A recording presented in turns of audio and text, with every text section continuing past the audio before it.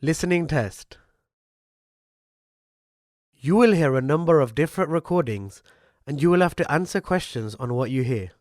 You will have time to read the instructions and questions and you will be given time to check your work. All the recordings will be played once only. The test is in 4 parts. Now turn to part 1. In this section, you will hear a conversation between a student and a job hunting agent. First look at questions 1 to 10.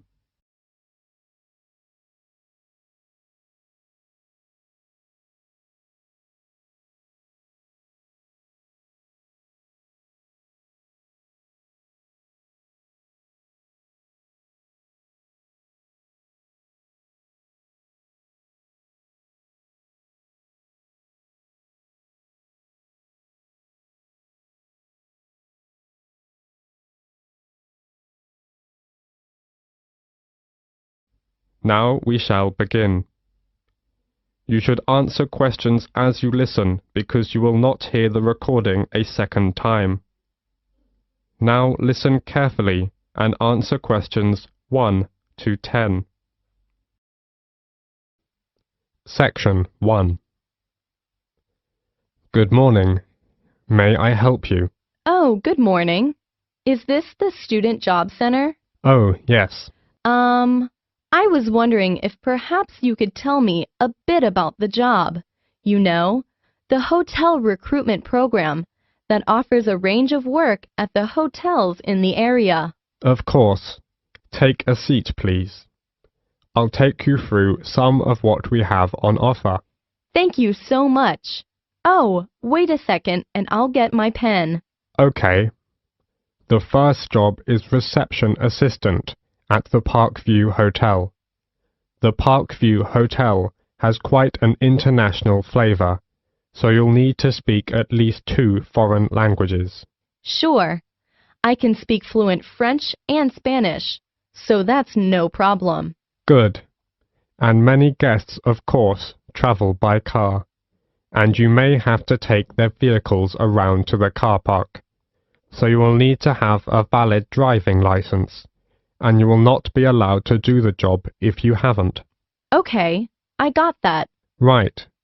And they also say that basic computer skills, such as word processing, would be an advantage, although this isn't a requirement. Well, I just got my computer skills certificate, so I have no worries about that. This is quite a varied job. And in fact, I should point out that at certain times of the day, it would involve heavy lifting, when guest luggage arrives, or perhaps deliveries come in. Is that okay for you? Well, it's hard to say at this moment, but I'll bear that in mind when deciding whether to apply for this post. Sure. Another job is general assistant at the Lakeside Hotel. To be honest, the pay is rather low, but there are compensatory factors. For example, the hotel will provide you with all your meals while you're working, and they will also train you in all the aspects of the job and then issue you with a certificate, which, of course, could be very valuable to you in the future. Oh, that sounds great. Now, the third job on offer is catering assistant at Hotel 98's smart new premises. As you know, this hotel is popular with exclusive travelers, and so you'll need to wear the distinctive staff uniform, which you're provided with. Don't consider this job unless you're fairly flexible about when you work, as the hotel will require you to work nights for this job, and you will need to travel to and from the hotel, as it is situated just outside the city. Well, I'm afraid I can't manage that because of the lectures. Okay, I get the picture. So, which one will you prefer? Reception assistant at the Parkview Hotel or general assistant at the Lakeside Hotel? Well, I guess I still couldn't make up my mind right now. Can I have a few days to think about and go back to you later? That's no problem, and there are a few things I need to clarify with you. If you would like to apply for one of these jobs, you will need to follow the recruitment process. Mom. So the first thing you'll need to do is to fill in one of these, a personal information form. It's pretty straightforward and should only take you a few minutes. Once you've done that and handed it in, we'll give you a questionnaire about your skills. We then look through the information about you and pass on our recommendations to the relevant hotel. Yes, sure. You will then proceed to the next step of the process and attend a general course of training. This is designed to be helpful and realistic, so an important part of the course is role-play activities. That sounds interesting. Yes, indeed. And after that, the final step is that you will be contacted by the hotel you're going to work for, and they'll post you a video about themselves and the work involved. Watching this will constitute further and specific training for your job. Oh, yes. I think I'm very clear now. Thank you for helping me. It's a pleasure. Bye. Bye. This is the end of section 1. You now have half a minute to check your answers.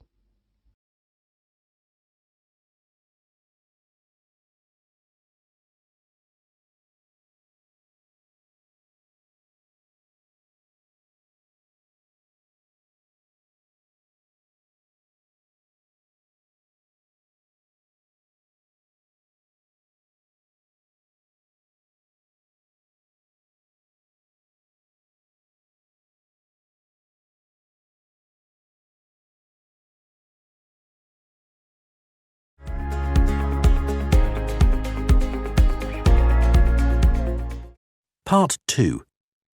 You will hear a doctor from a medical centre giving some information about the centre. As you listen, answer questions 11 to 20. First, you will have some time to look at questions 11 to 14.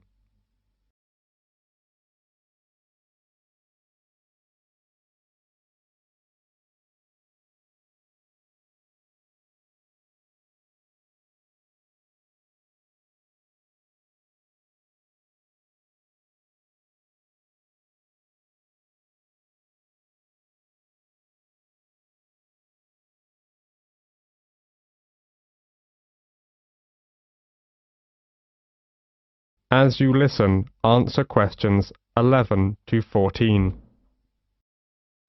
Section 2. Good morning, everyone.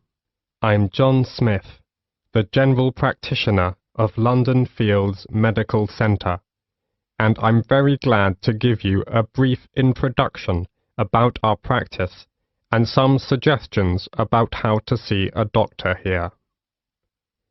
Our receptionists are usually the first point of contact and are here to help you. They have a lot of information to hand and in most cases will be able to help you with your inquiry, ensuring you see the most appropriate clinician. Okay, right. Well, the first thing to do is to register. We can only accept new patients who live in our practice catchment area. To register with us, you will need 2 proofs of address, such as bank statements or tenancy agreements, plus 1 form of ID, such as passport or driver's license. If you are foreign nationals, then you'll have to register as a temporary visitor. Then, fill in this form. It's a medical history form. You have to give details of any illnesses you have had. Then, you also need to write down if you've got any allergies. Okay? This as well as that. We need to know if you've had any operations. And, last of all, you have to give full details of current medication you may be on. This as well as that. You need to fill in this registration card. This is for your personal details. That's your full name, address, and telephone numbers. Okay? And we also need to make an appointment for you to see the doctor for a new patient health check. It'll just take about 15 minutes, that's all. It's just a basic checkup really. Before the speaker goes on with his introduction, look at questions 15 to 20.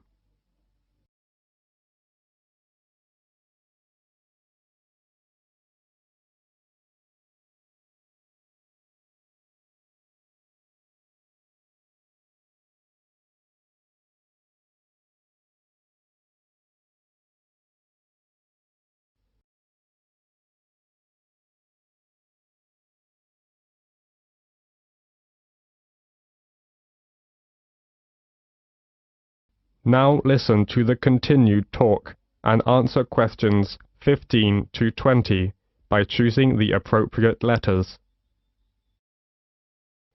Okay then. Let me tell you something about the health centre. We have 5 GPs here, general practitioners. We also have a practice nurse who looks after minor injuries. She can also administer some treatments. We also have a chiropodist. That's a foot specialist. She's private, which means you have to pay for the service, unless you're over 65. If you want to see a doctor, you have to make an appointment first. Please call our main switchboard number on 0207 923 8100 to book an appointment at either our main practice or one of our branch surgeries. You can also email for an appointment on londonfieldsmedical@nhs.net. Urgent cases are seen on the day. If your condition is non-urgent, you can expect to see a GP within 2 working days, though you may have to wait longer if you want to see a particular GP.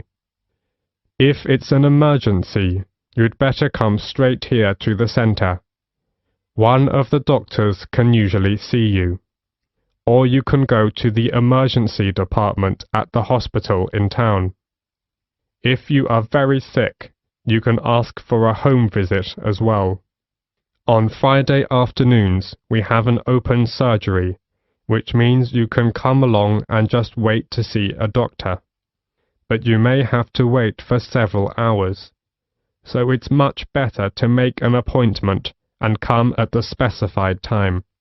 Usually when you see a doctor, you'll be given a prescription for medicine which you need to take, or you can choose to go to a pharmacist in a chemist's shop. If the doctor decides that you will need the medication for a long time, you will be given a repeat prescription form. This allows you to get a further supply without seeing the doctor again. You simply leave the repeat form here a few days before you need it. Then you pick up the medication at the chemist's. Oh, you may wonder how much this all costs.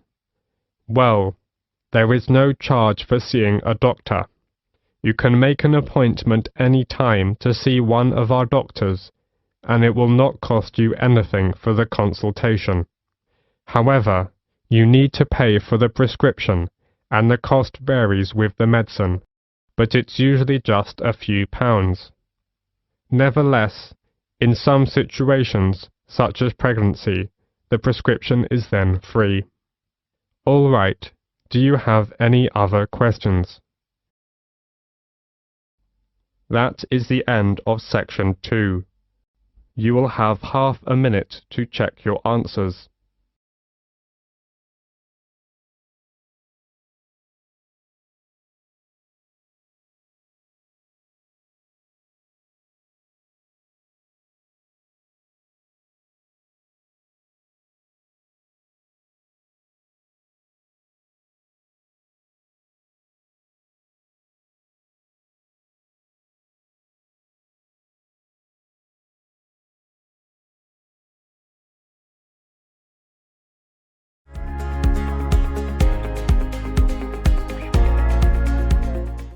Part 3.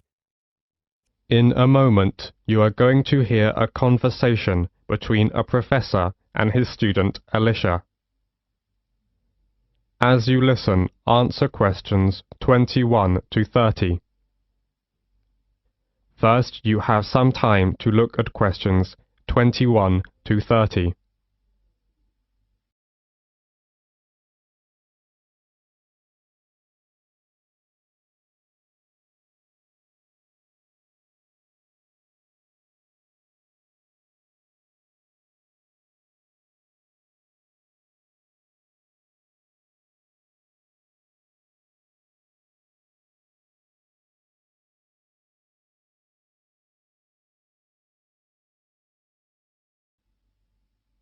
Now, listen carefully to the conversation and answer questions 21 to 30.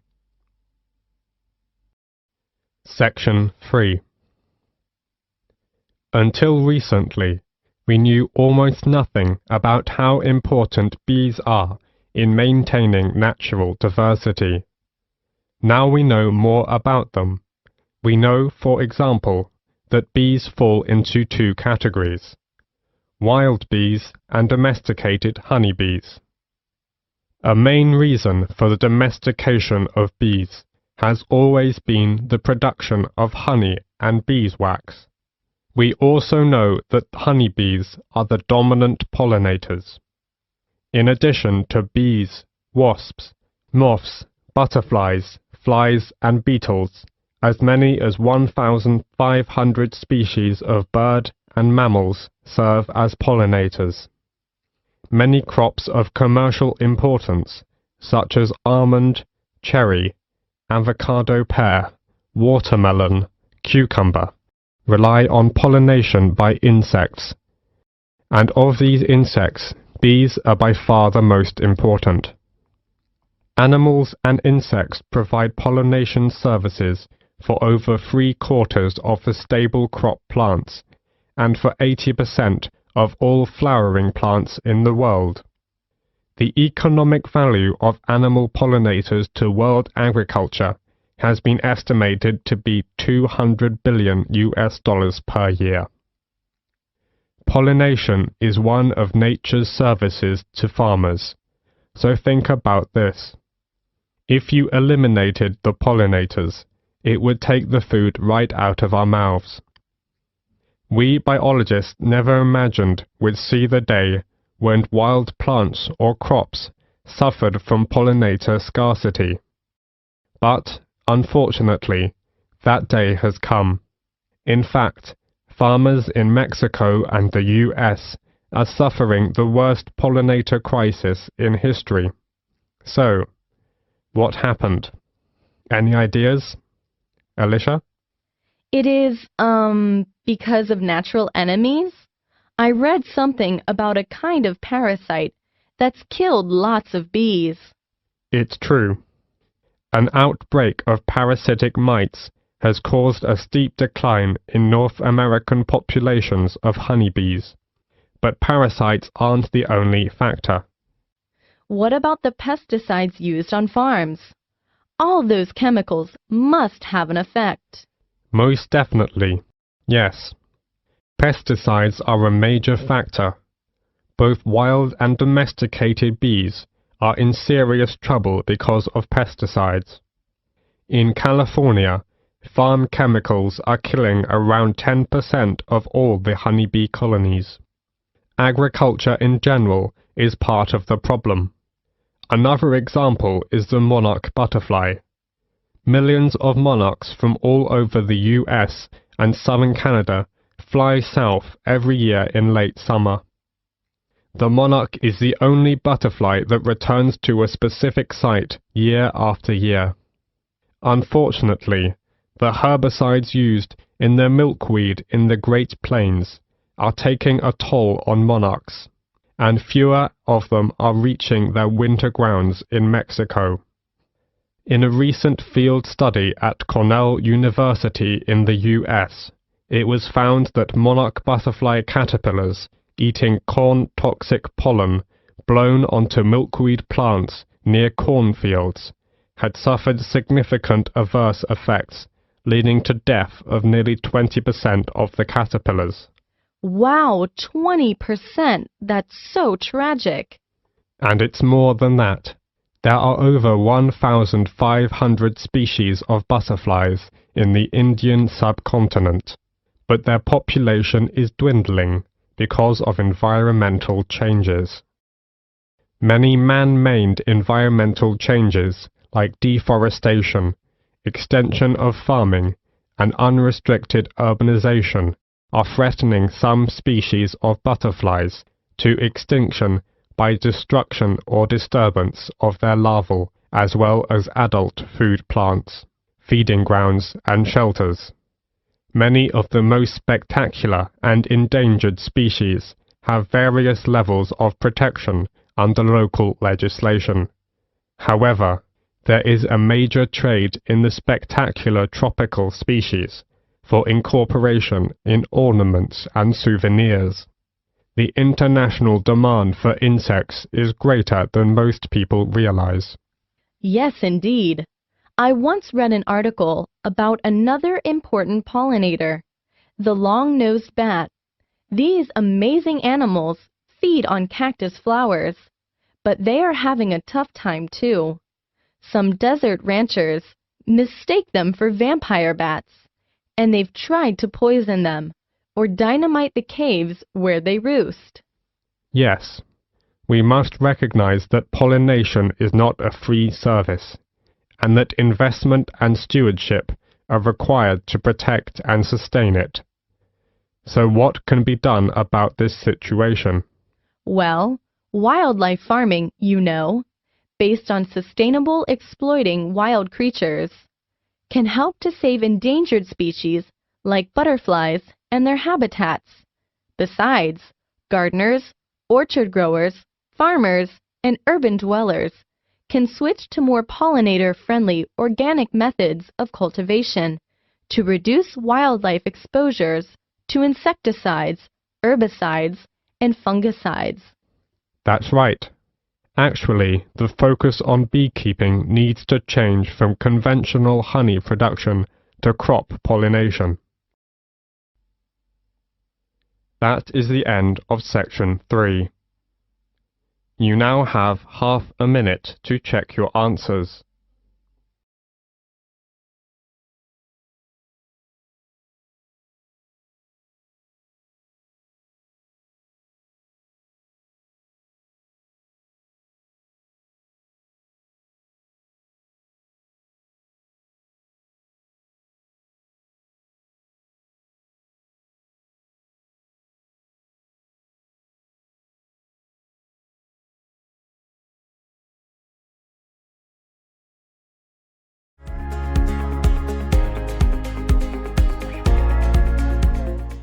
Part 4. In a moment, you are going to hear a talk about movies.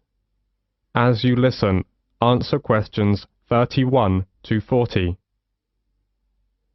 First, you have some time to look at questions 31 to 35.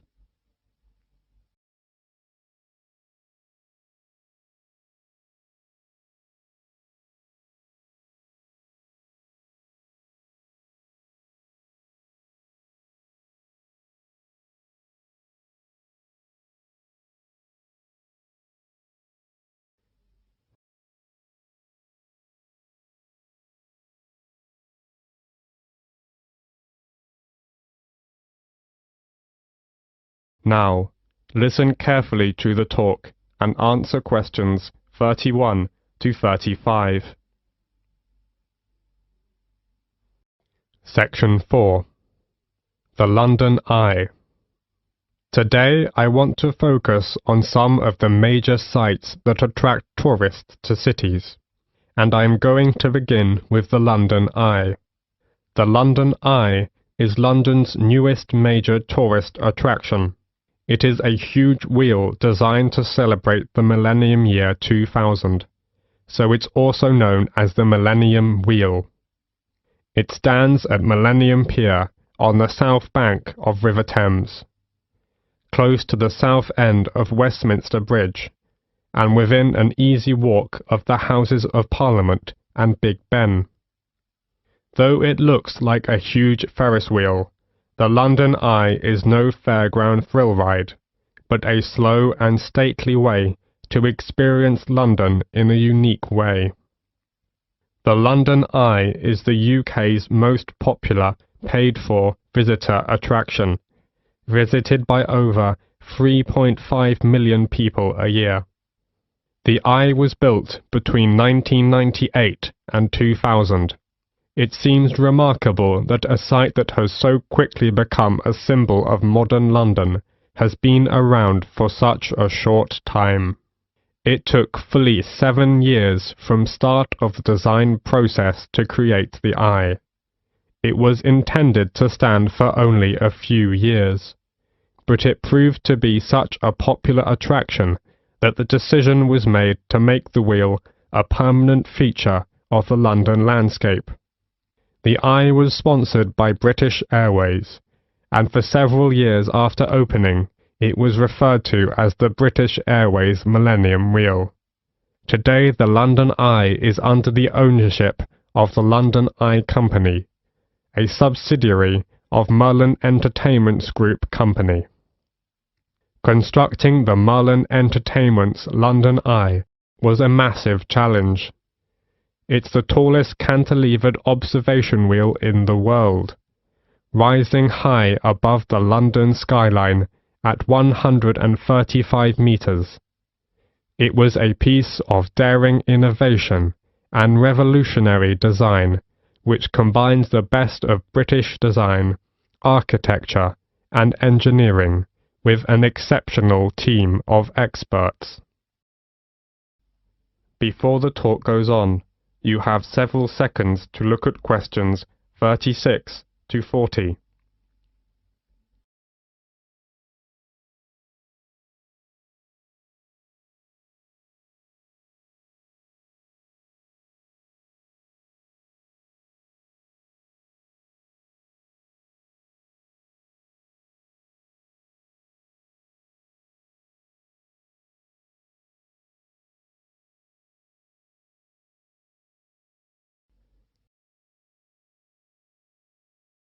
Now listen to the continued talk and answer questions 36 to 40 by completing the diagram.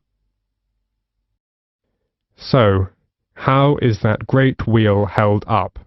How did it get there? The starting point was, of course, the ground, and while parts of the wheel itself were still being constructed in various countries, tension piles were being driven into the ground beside the River Thames. This was the first step, and once these were securely in place, a base cap was installed over them as a kind of lock, with 2 giant plinths pointing up, onto which an A-frame was attached, like a giant letter. The wheel was supported on huge A-frame legs, made up of 2,200 tons of concrete on 44 concrete piles set 33 meters deep in the earth. All this took many months and incredible effort, but meant that the spindle could be installed, around which the great wheel would turn. The spindle itself was too large to cast as a single piece, so instead was produced in 8 smaller sections. Now the project really was in business, and the vast rim, with spokes like an outsized bicycle wheel, could be brought in.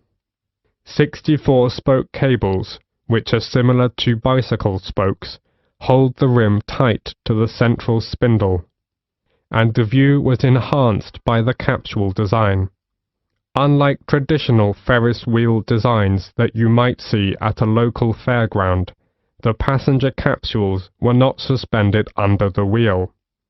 They were set within a circular mounting ring attached to the outside surface of the wheel. What this means in practice is that travellers within the capsule have a full 360-degree panoramic view, unhindered by spokes or wheel struts. And the last thing to be built is the first thing the visitor encounters, the boarding platform laid down underneath. The wheel does not usually stop to take on passengers. The rotation rate is slow enough to allow passengers to walk on and off the moving capsules at ground level. It is, however, stopped to allow disabled or elderly passengers time to embark and disembark safely.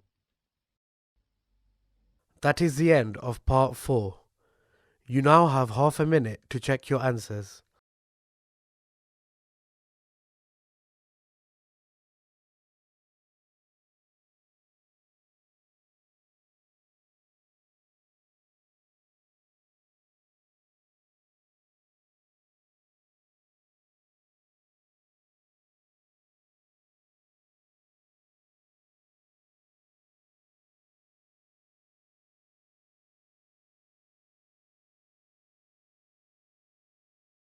That is the end of the listening test.